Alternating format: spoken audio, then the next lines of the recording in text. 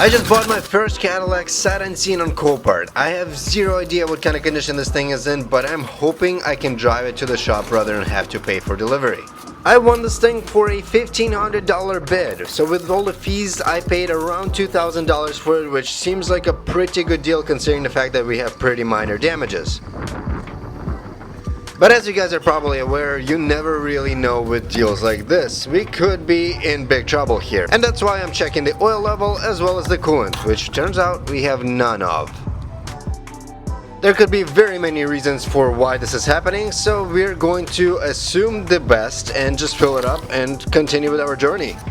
Luckily, it doesn't seem like we're leaking any coolant at all. Everything seems to be fine. And here we are on the way.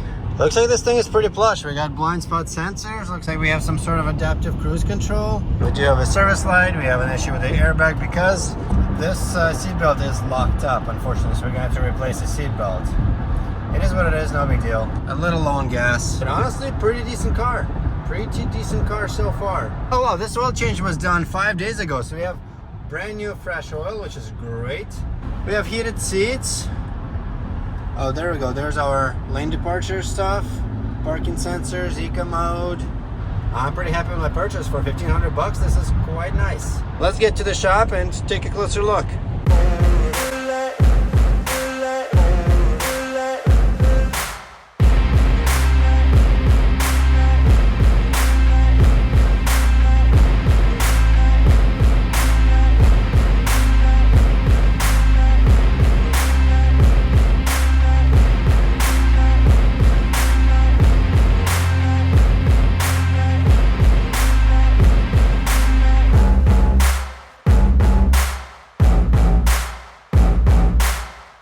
Okay, right off the bat, I do have a complaint. When you exit the car with one of those smart keys, it reminds you that the car is running. And it does so by honking multiple times, very loudly, every time you exit the car with the car running and with the keys in your pocket. Doug DeMuro recently did a video on how cars will beep when you lock them, and it's a nuisance for like late night parking situations where you come home and you don't want to wake up your neighbors by your car beeping at you. Imagine if you just run into your house to try and grab something so you don't want to turn your car off and the car does that. Please stop doing this. GM or whoever it is that decides to do that, stop. All right, so what's the verdict? I genuinely kind of like this car. It's got a very comfortable interior.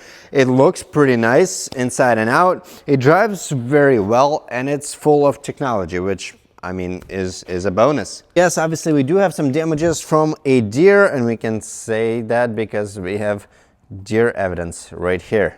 We're definitely going to need the headlight, which I just noticed has a little Cadillac logo in it, which is kind of cool. I gotta give them that. The headlight I think I got for about $100 on Amazon. The bumper we're hoping to repair. The fender is more damaged than I thought. I didn't notice this before. This entire edge is bent in, and we do have paint cracking right along that line.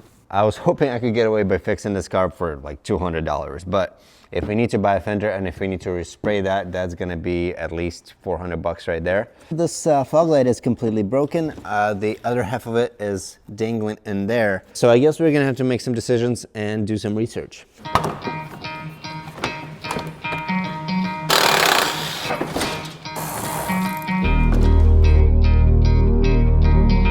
All right. So with the bumper off, we can see that we have pretty minor damages. All we really damaged was the bumper, headlight, and well, this fender. Still, we got away real easy. All the wiring looks good, radiator is good, AC condenser is perfect. We're doing quite well. This was a very good purchase, at least so far. I probably shouldn't have said that.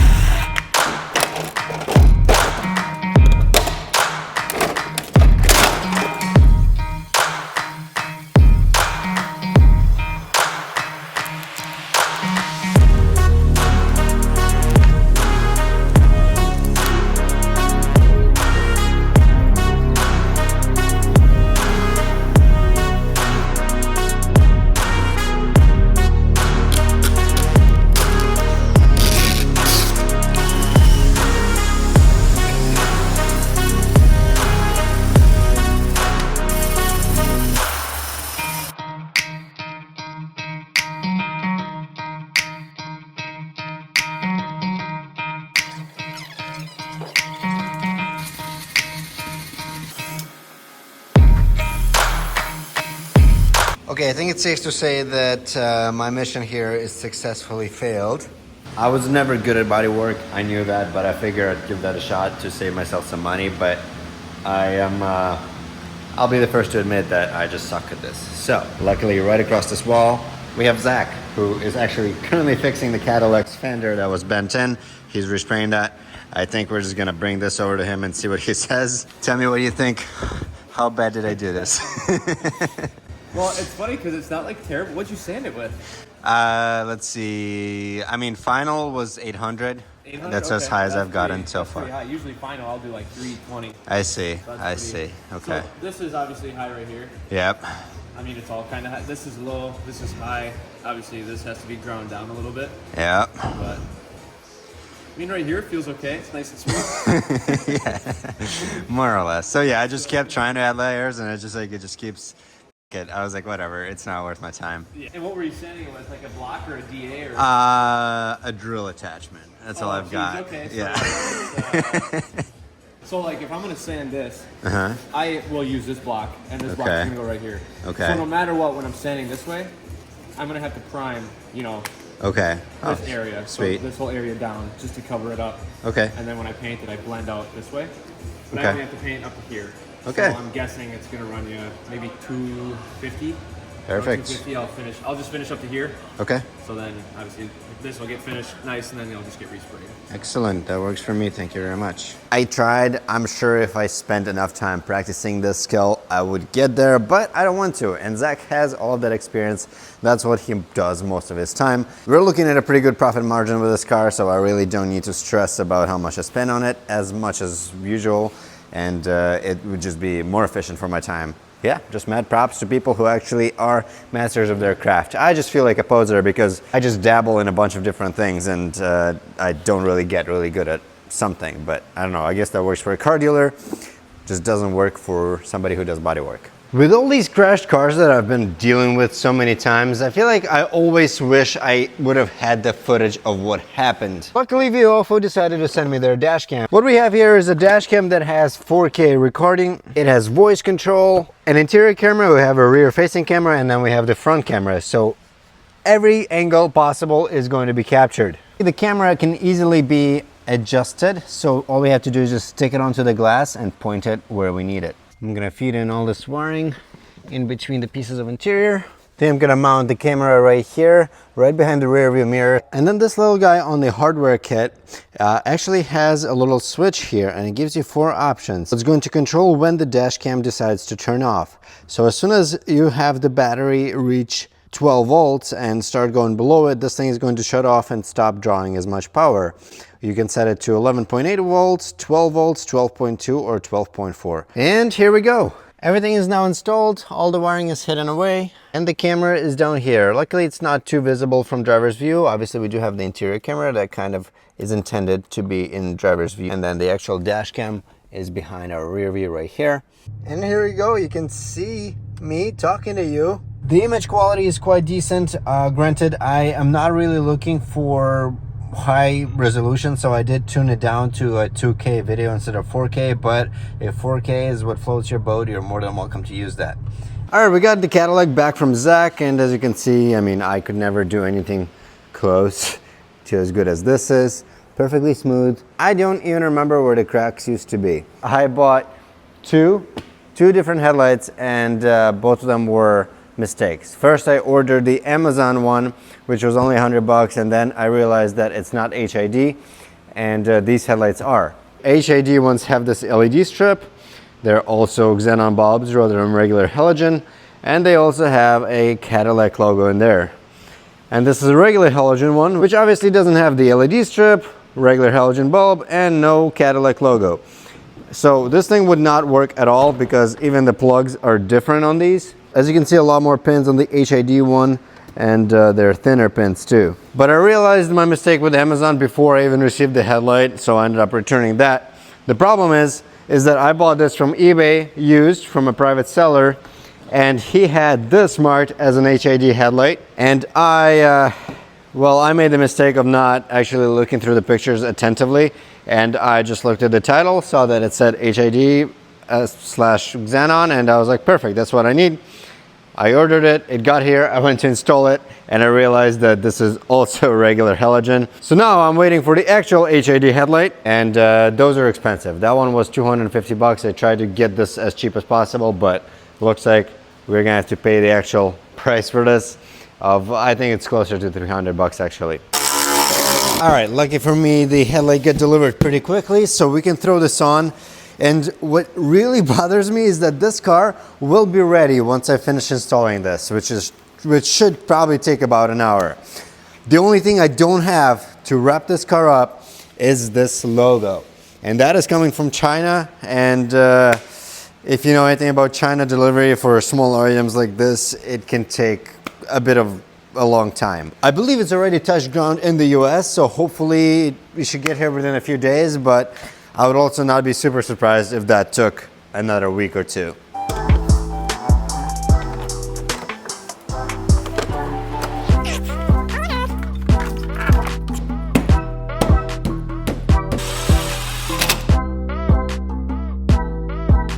I still have to connect our fender liners, but outside of that, we've got this guy that is in place. And the bumper is all nice and mounted. We are looking solid. We just need this guy to get delivered and this car will be complete. There's one more thing I have to do, and that is install the seat belt.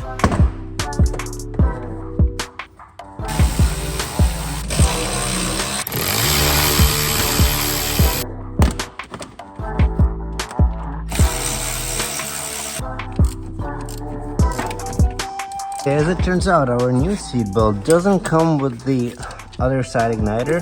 So there's two igniters in these, one that locks up our spool and the other one that actually pulls the seatbelt in right here. As you can see, like, this is all squished. Normally this is longer and it extends out to here. Then when you get in an accident or a crash sensor is detecting something, this thing has a little explosion in it. It pushes out a piston, and the piston pulls on the metal cable that is routed through here. So this thing is blown and it didn't come with our new seatbelt. So I'm gonna have to order this separately and wait for another part to arrive. Luckily, in the meantime, I can start putting the interior back together, and all of the parts of the seatbelt can be reinstalled except for the one that goes into the seat.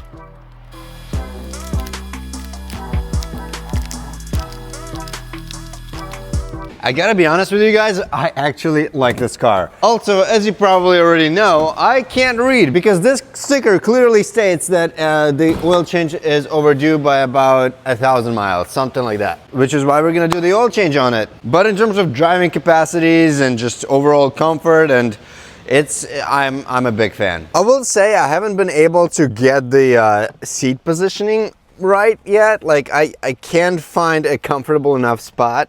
There's definitely some things that I'm not a huge fan in here, like these buttons, for example. They're just like sense touch sense, whatever it's called, where it doesn't click. It's not haptic. It doesn't, I never know whether I clicked it or not, and sometimes I don't touch it hard enough so it doesn't respond, but I don't know because I can't tell what it's doing. But on the nice features that stood out to me is this little button here. And what this does is move the pedals.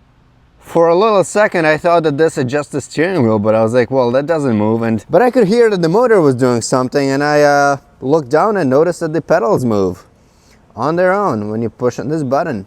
And that is truly a feature that not enough cars have. Adjustable pedals definitely can improve the seating position by a lot. I can't tilt this bottom piece far enough. This is as high as the edge of the seat goes, which is a little unfortunate.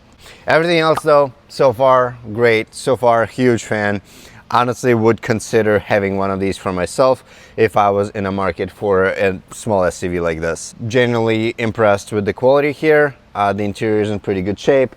The leather is very nice. Heated seats. This heated steering wheel works fantastically. It works better than it does in the Q7s. Maybe it's just a certain level of luxury that I got used to and literally just got spoiled by Audis, because most of the Audis that make it to the States are already not the base model that you would normally see in Europe. And I've been driving those all my life, and I kind of got used to a certain level of quality and certain level of interiors and handling, which a lot of base model, lower priced domestics do not have, and it's not their fault. And this exterior design with the HID headlights is actually quite nice too. I do like this, you know, Cadillac-ish vertical strip and headlight. It's a well-designed car. It looks pretty good. It's a good place to be inside of, and it's nice to look at from the exterior, especially once we actually have a logo on here.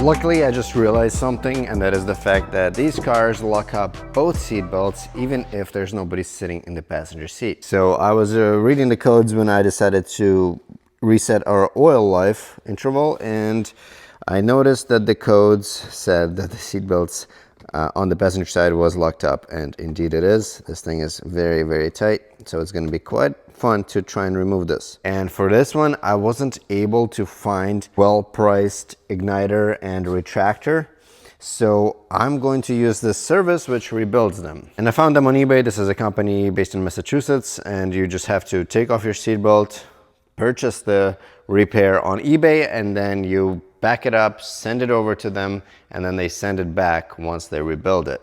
And that costs $90 as opposed to at least $150 is what would it cost to get both parts separately in a used condition. It's gonna add a bit of a delay, but it's my own fault for not checking this. For some reason, I didn't think that it would lock up both at the same time, but I guess it did. Get this cover out. Okay, next this bottom guy comes out, and we have access to that big T50. There we go. Yay. All right, the bottom of our seat belt is free, so now we can pretty easily remove the rest of it and then send it in for repair. There we go. So this is a dual stage seat belt, meaning that this guy sucks in when we get into an accident, and this guy just locks up or kind of spins this in the opposite direction and then locks it up, pulling the passenger into the seat.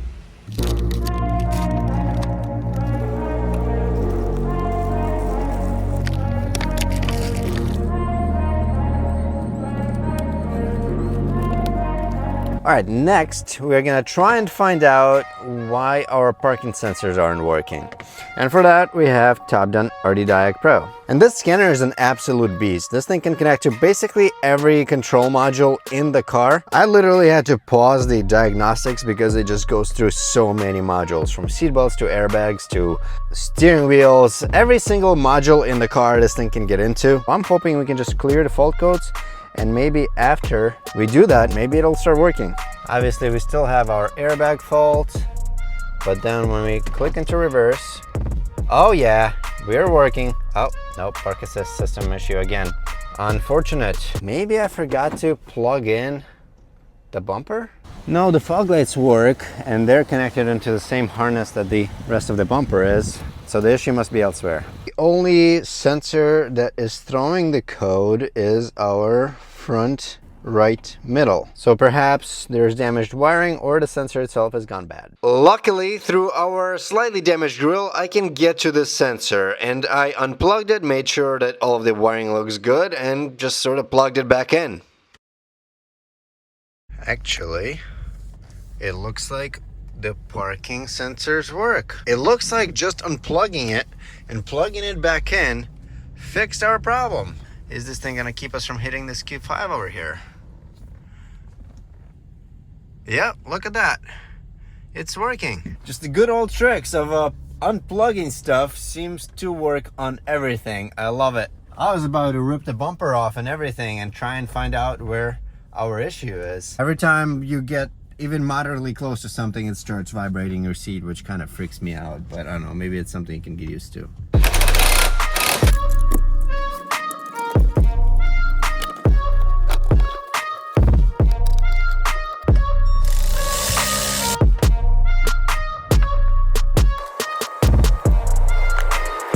And now lastly, hopefully, fingers crossed, as always, we are going to hope that our top-down RD diag is going to be able to reset our airbag control module. Now this is risky because sometimes these modules have to be sent in to the dealer, or not even the dealer, but I don't know, somebody out there reprograms these control modules. After accidents, some modules have to be recoded by somebody who knows exactly what they're doing.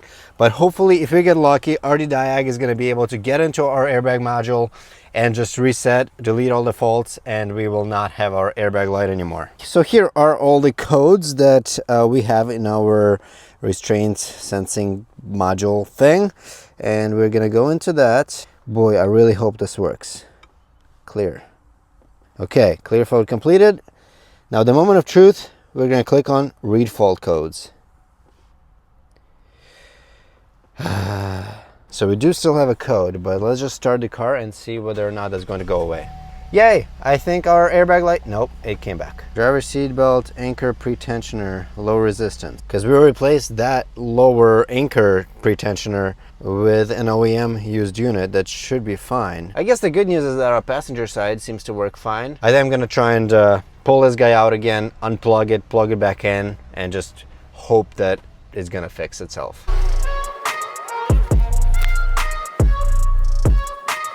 I guess we can try and start the car. Please don't come back. Please don't come back. Oh, I think it's gone. It's gone. It's gone.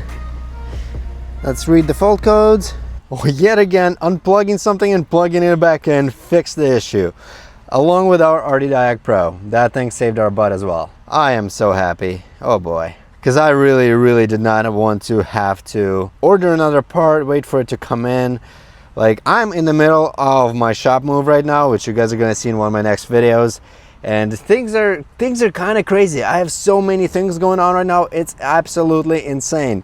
And I just need cars to sell rather than have to sit on them for too long. We're making sure that all of our codes are erased. The only fault that we have is for the transmitter battery. So ladies and gentlemen, we've successfully rebuilt this Cadillac, and this thing can go on sale, which is absolutely amazing. I am so ready to sell it. We'll see how well it sells. And guys, I'm very happy to announce that this was my most profitable car to date. Altogether, we spent $1,400 to fix this, where the biggest chunk was $680 for the bodywork to Zach, meaning that we made $4,200.